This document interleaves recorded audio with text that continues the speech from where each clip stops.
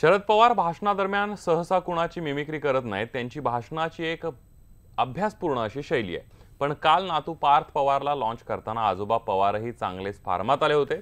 याच नादात साहेबांनी चक्क मोदींचीच मिमिक्री करून टाकली।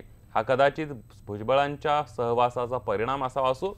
पाहूया यात साहेबांची मोदी स्टाईल मिमिक्री।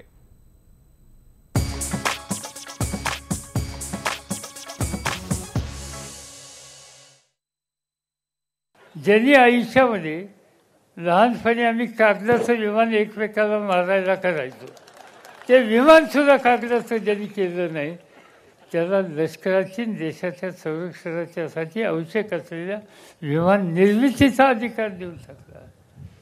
न खाऊंगा न खाने दूंगा, कहाँ गया बताइए। 350 की कीमत 1650 कैसे हो गई? किसने खाया? दाल में कुछ गड़बड़ है। ये बात साफ हो गई है देश के सामने, पण हे सांगायला तयार नाहीत।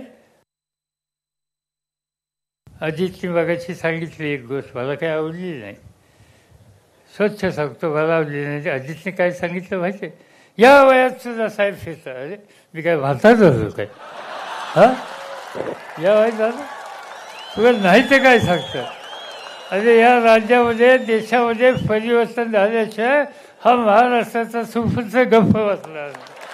सबन देशामध्ये फिरू हाय, ठीक आहे, काही ना काहीतरी कुठं अपघात झाला, कुठं फायला काय झालं, ठीक आहे काय त्याच्यात?